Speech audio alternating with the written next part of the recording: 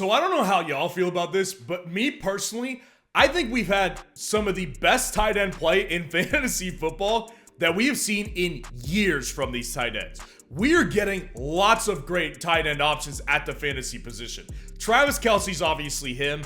Sam Laporta obviously emerging. Dalton Kincaid, Mark Andrews, TJ Hawkinson. We've got lots of great tight end options.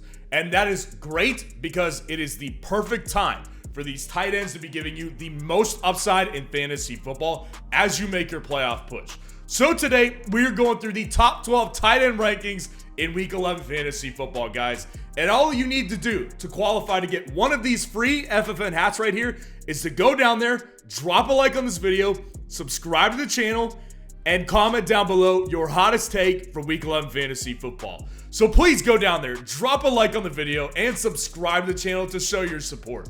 Let's go ahead and just dive right into these matchups right here. So Travis Kelce is still in his own tier. Like, as much as I was saying that other options are fantastic, Travis Kelce's still all by himself. Because as you'll see, his fantasy points per game, it's just a tier above the others. And his targets per game, just a tier above most of the others, most of them. 9 targets per game, 14 fantasy points per game. That's a drop from where he was last year, but he's still an excellent fantasy player. And he's also in the matchup of the week versus Philadelphia this week. I think there's going to be lots of points, and Travis Kelce is going to be extraordinarily important against the Philadelphia Eagles in the Super Bowl rematch. Can't wait to watch that as a football fan. I'm so excited. Sam Laporta at number 2 here. Sam Laporta this week is taking on the Chicago Bears. Now, Sam Laporta last week had a great opportunity to have a 20-point game. I mean, he was taking on the Chargers, and it was a high-scoring matchup. He kind of disappointed a little bit last week. But the good thing is that Sam Laporta, he's never once this season lost his importance. He's never been out there and been targeted 0 times or been taken out for a majority of the game.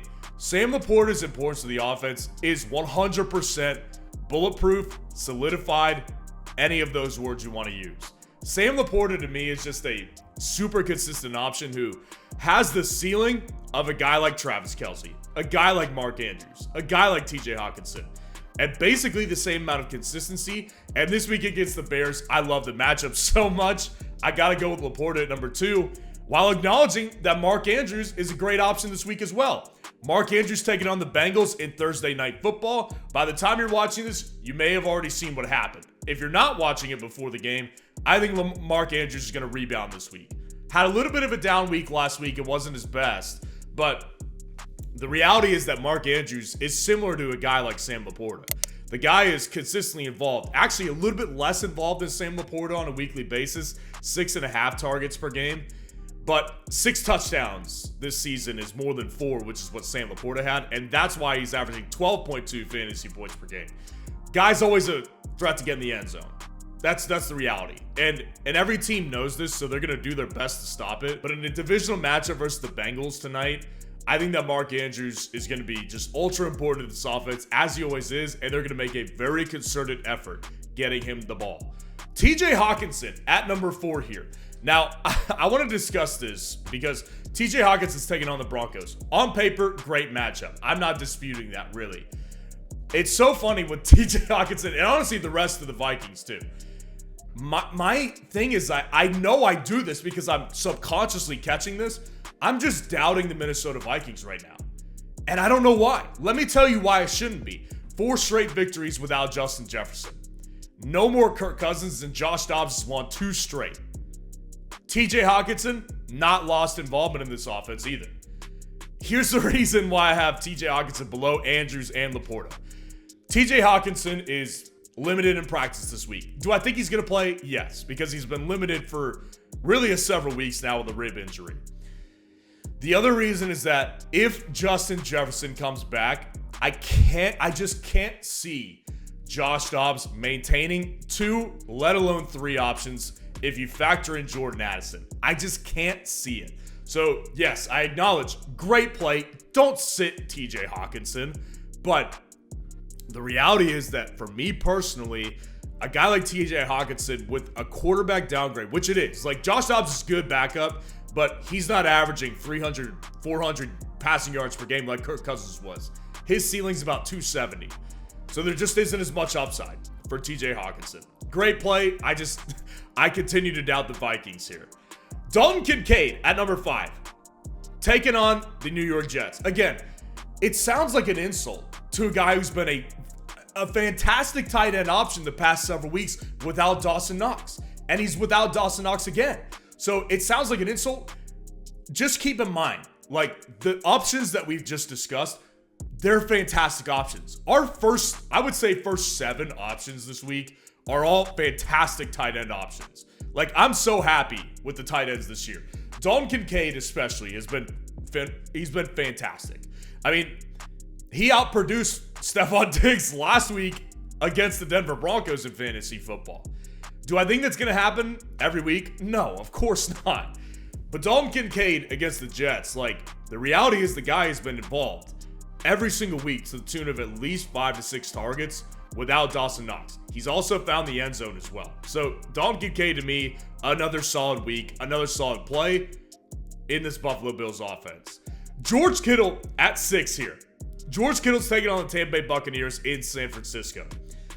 George Kittle, the thing about him is that I always say this, and like, obviously, when I say this, you're going to be like, well, yeah, no duh. Hindsight's 2020. I was saying George Kittle has been a great play all year. Now, the difference between what he's doing now and what he was doing then is at the beginning of the year, he was getting you like week crushing performances. Like 4 points, 3 points, 2 points, 5 points. That was what George Kittle was doing for you. And I said consistently, he's always going to be in the top 6 at least because he's a big play threat. Last week, he had 3 catches and over 100 yards. That's George Kittle. That's his nature. He's capable of giving you a 30-point performance, but he's also capable of giving you nothing. So that's why baked into his rankings weekly is the floor that is super low and the ceiling that is super high. This week against the Buccaneers, nothing changes. Nothing changes at all. I think this offense looks great coming out of the bye week, but the reality is there always is room for error because you know that he's not always going to be consistent when he gives you those big games. Dalton Schultz here has become a great tight end option for the Houston Texans, taking on the Arizona Cardinals in Houston this week. Dalton Schultz is a great option in fantasy football at the tight end position. And his numbers don't tell the whole story because he started out the year on a very slow note. The past several weeks, he's been a tremendous fantasy option at tight end. In fact, I wanted to rank him higher than this, but I just couldn't with all those better options. Schultz doesn't have the explosion capability that George Kittle does. He doesn't have the consistent big play ability that Travis Kelce does, right? So like guys like that are going to be over Dalton Schultz, but don't have any shame playing Dalton Schultz. This guy is a tremendous fantasy option because he's on the Houston Texans. They found their groove, and more importantly, found their quarterback, and he loves Dalton Schultz. That's why you play him. Evan Ingram has dropped a little bit. At number 8 here, taking on the Tennessee Titans. Now, the reason that Evan Ingram's dropped is not because of his involvement. There's been no drop-off of involvement. He's averaging 7.5 targets per game. The problem that you see on the screen here is that he's the only tight end on this entire rankings list that has not scored a touchdown this year. That's the problem here, is that Evan Ingram, involvement-wise, like, I think he's a good tight end play every week. The consistent involvement is always going to be a great reason why to play him. The problem with him is that he's just not getting in the end zone this year. Does it change? I think there's definitely an opportunity for it to change any week now. He's a good player.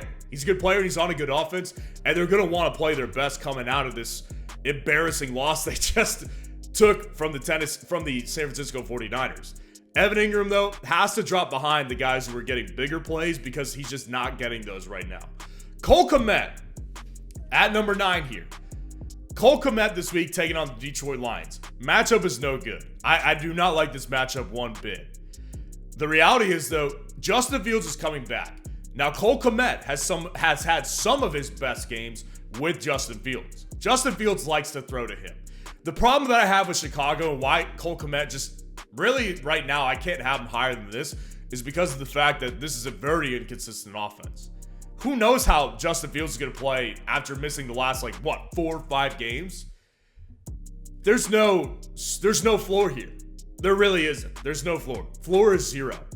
I'm being honest. The floor is 0. The ceiling is about 30. So kind of a George Kittle factor to it, but I think that the likelihood that it could be 0 is greater than the likelihood that George Kittle possesses getting 0 points. Trey McBride in the top 10. Trey McBride is a legit option right now. Taking on the Houston Texans in Houston, Trey McBride to me is a very legit option. Without Zach Ertz, with Kyler Murray now, Trey McBride has had 2 massive performances in the past 3 weeks. One of those was with Josh Dobbs. The other one was with Kyler Murray. So Kyler Murray's first game back, he was looking for Trey McBride everywhere. Trey McBride's involved in this offense, and I think he's going to continue to be, for sure. I don't have a problem here with Trey McBride. I need to see more of a consistent ceiling from him like that for me to rank him a lot higher. But at number 10, don't take it as an insult. I think he's a great play at tight end this week. Jake Ferguson of the Dallas Cowboys this week, taking on the Carolina Panthers. So here's the thing about Jake Ferguson. He's been a very good tight end option lately. 8.6 fantasy points for a tight end is nothing to scoff at. The problem that Jake Ferguson has is if he doesn't get in the end zone, this guy's giving you almost nothing. Last week he got in the end zone, he had like 30 yards. So without that touchdown, that's a bad week in fantasy football. So that's why Jake Ferguson, I would say his ceiling is relatively low. Unless he gets in the end zone 2 or 3 times, which is possible for sure against the Carolina Panthers especially. But the target share, like, it's not bad. There's just not enough consistent big play upside here. So that's why he's at 11. David Njoku rounding out the top 12 here. Taking on the Pittsburgh Steelers. David Njoku originally, when I had these ranked a couple days ago, was higher on the list. He was above guys like Trey McBride, Cole Kmet. But the reality with David Njoku is that he has to fall because Deshaun Watson is now out for the season. And has he been playing great football? Absolutely not. No way. Like, you're not going to convince anybody he was. But he was finding consistency with David Njoku. And that's the ultimate problem here. What is his ceiling really with Dorian Thompson-Robinson? Nobody really knows. I think he's a good option. He's finding his rhythm in this offense, and he's an important piece to the offense. That's why he's in the top 12, but I need to see more from David Njoku before I can feel confident ranking him anywhere past number 12. And as I do at the end of every single tight end ranking video, I give you my favorite underdog tight end play of the week that was not inside the top 12. And honestly, this week was a really easy one. I really like this play. It's Logan Thomas of the Washington Commanders. Logan Thomas is taking on the New York Giants this week. Matchup is beautiful. Beautiful matchup this week. This guy could easily get in the end zone. And the good thing about it is he's been involved consistently in this offense. Typically seeing anywhere from 5 to 6 targets. And he's actually got some big playability to him as well. He's a big end zone threat. He's a big target. And Sam Howell has looked much better over the past several weeks. Taking on the Giants defense, I love the matchup. This was a very easy choice. If you don't have access to any of these top 12, Logan Thomas is a very good underdog tight end option this week. So let me know what you think of the rankings in the comments below and what questions you need answered for Week 11 Fantasy Football. And if you want to see the top 12 kicker rankings in Week 11 Fantasy Football, click on this video right here.